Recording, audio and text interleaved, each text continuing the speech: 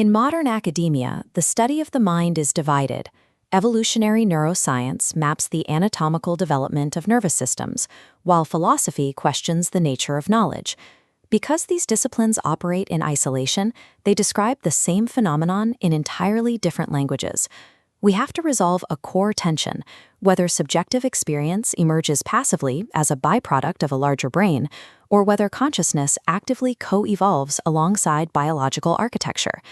The history of life reveals three permanently coupled trajectories: brain evolution, consciousness evolution, and the accumulation of knowledge. We trace this coevolution from single cells to a planetary civilization, applying evolutionary neuroscience and the brain kinematics model.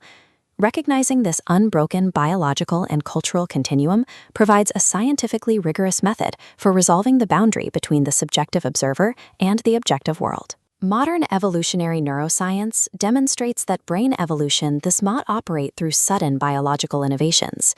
Instead, it relies strictly on the gradual modification of pre-existing structures.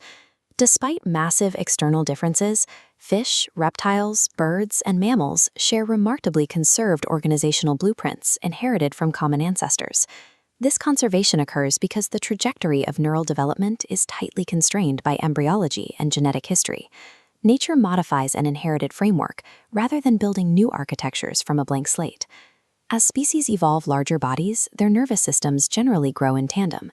This relationship is known as allometric scaling, a biological rule where specific brain regions expand at mathematically predictable rates to meet increased functional demands. Even human brains, which are unusually large for our body size, evolved through these same quantitative modifications. Our distinct cognitive capacities stem from prolonged developmental periods and the extensive rewiring of ancestral structures. Because biological architecture builds strictly upon conserved prior states, our highest cognitive capacities follow a continuous, inherited trajectory. Anatomy alone does not explain subjective experience. A larger brain correlates with ecological flexibility, but physical mass does not automatically equate to a richer conscious state. This distinguishes the evolution of the brain, which concerns structural anatomy, from the evolution of consciousness, which is a process of organizational integration. Consciousness emerges layer by layer. The first integrative step is the global coordination of raw sensory information, allowing an organism to process its immediate environment as a unified perception. The second layer incorporates memory. By retaining past sensory states, the organism begins to exist across time, rather than reacting strictly in the present moment. The third layer introduces emotional and motivational awareness. This integration assigns biological value to external stimuli, guiding elementary choices. Next comes predictive capacity. The neural network leverages past data and current stimuli to actively anticipate future environmental states before they occur. The final biological layer is self-representation. Here, the network becomes complex enough to create a working model of its own internal operations. Subjective experience arises directly from the progressive, evolutionary integration of these distributed organizational dynamics, rather than emerging as a byproduct of neural mass. We can map how this organizational integration expanded sequentially across the history of biological life. Stage 1 is pure regulation. Early living cells and basic neural nets exhibit simple homeostatic regulation, reacting directly to physical stimuli. At this stage, there is virtually no internal model. The distinction between the organism, the knower, and the environment, the known, barely exists. Stage 2 introduces internal representation, a capacity that evolved within early vertebrates and reptiles. These early nervous systems began to physically construct the first internal, spatial models of external reality, allowing them to navigate increasingly complex environments.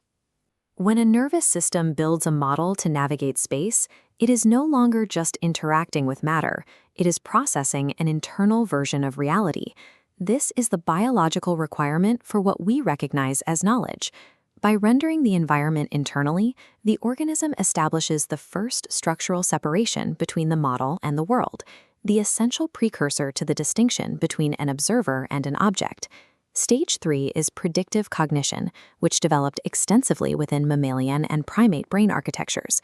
Over millions of years, the internal organization of these brains gradually evolved to reflect the statistical regularities and physical laws of the outside world.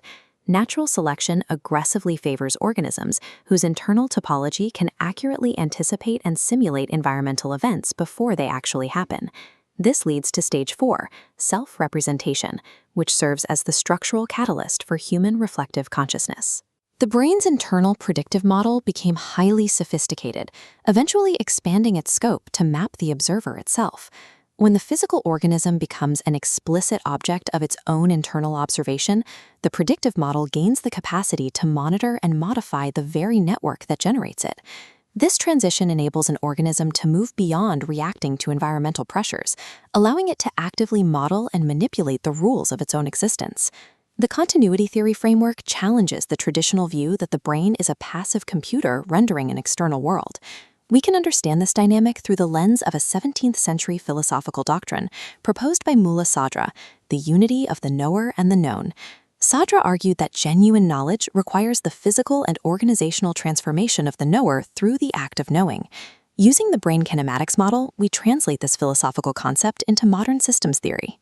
The relationship between the mind and reality forms a continuous topological feedback loop. In the known-to-knower pathway, the external environment physically reorganizes the neural architecture of the brain through sensation, learning, and adaptation.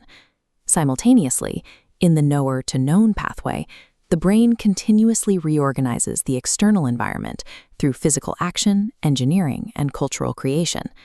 Through this reciprocal transformation, the biological evolution of cognition gradually transitions into the cultural evolution of specific knowledge domains. For example, the biological capacity for spatial vision co-evolved into the formal knowledge of geometry, just as biological hearing co-evolved into complex language.